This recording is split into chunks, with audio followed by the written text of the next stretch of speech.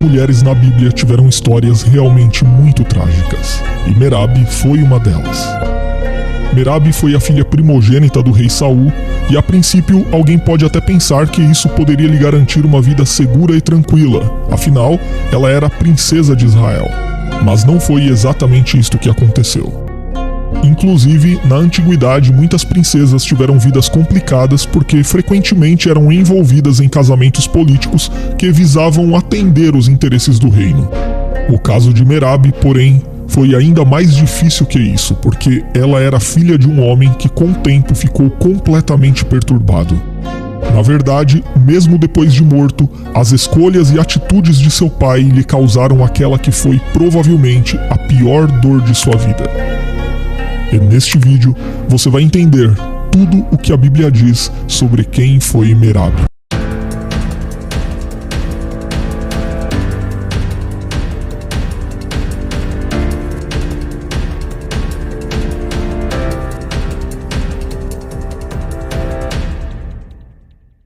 O significado exato do nome Merabi é desconhecido.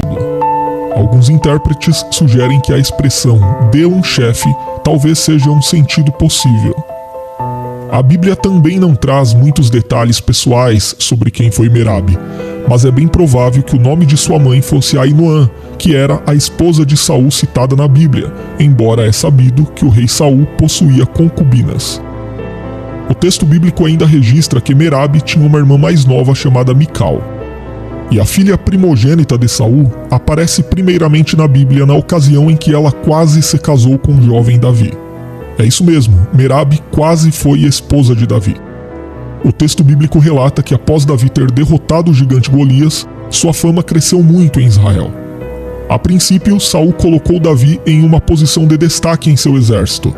Mas tão logo, a inveja tomou conta do seu coração e ele começou a perseguir Davi. Saul, no entanto, percebia que Davi tinha sucesso porque o Senhor era com ele. Além do mais, as tribos do norte de Israel e Judá o amavam, e Saul, de certa forma, tinha medo de Davi. Mas antes disso, Saul já tinha prometido dar sua filha em casamento ao homem que aceitasse o desafio de Golias e matasse o guerreiro filisteu. No contexto do desafio de Golias a Israel, o texto bíblico registra o seguinte: quando os israelitas viram Golias, todos fugiram com muito medo. Os israelitas diziam entre si: "Vocês viram aquele homem? Ele veio desafiar Israel. O rei dará grandes riquezas a quem o matar. Também lhe dará sua filha em casamento e isentará de impostos em Israel a família de seu pai."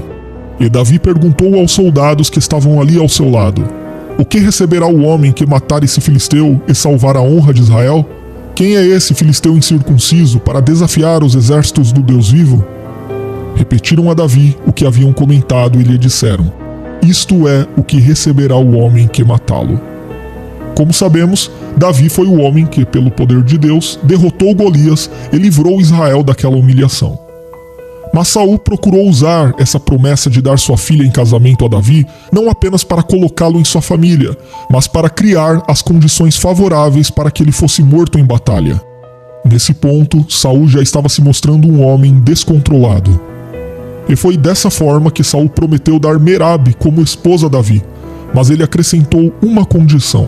Veja o que Saul disse: "Aqui está minha filha mais velha, Merabi. Eu a darei em casamento a você. Apenas sirva-me com bravura e lute as batalhas do Senhor."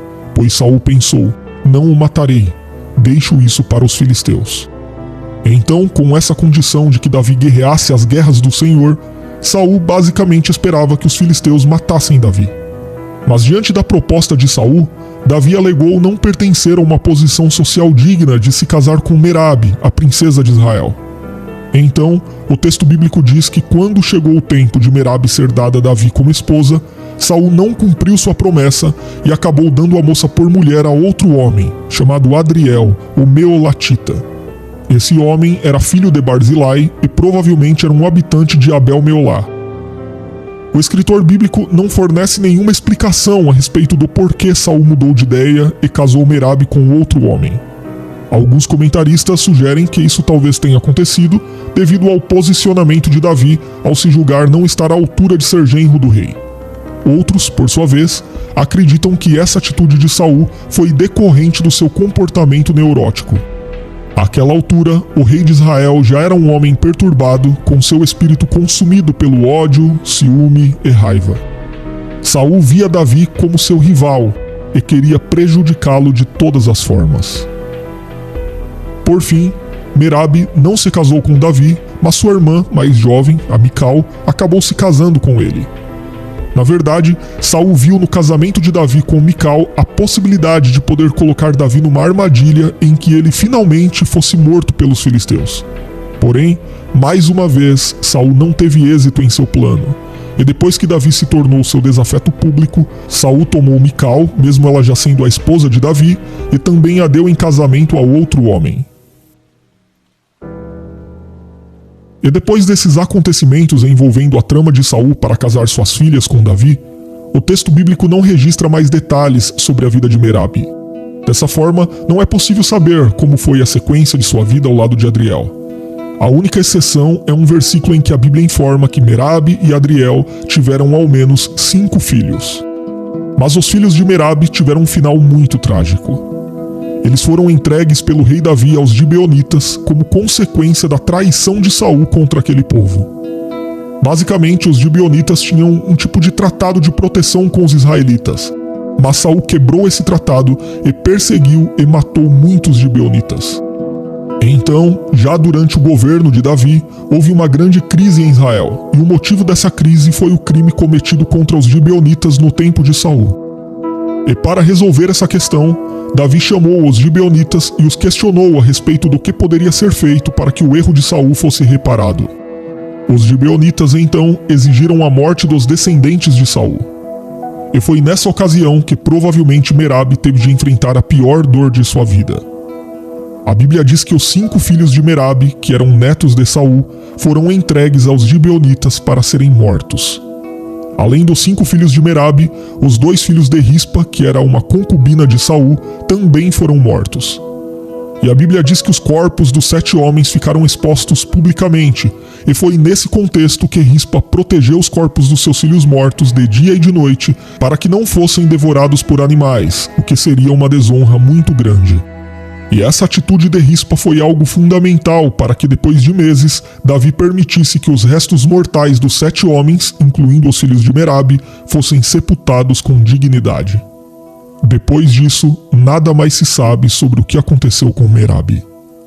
Agora me responda nos comentários se você já conhecia essa história de Merabi.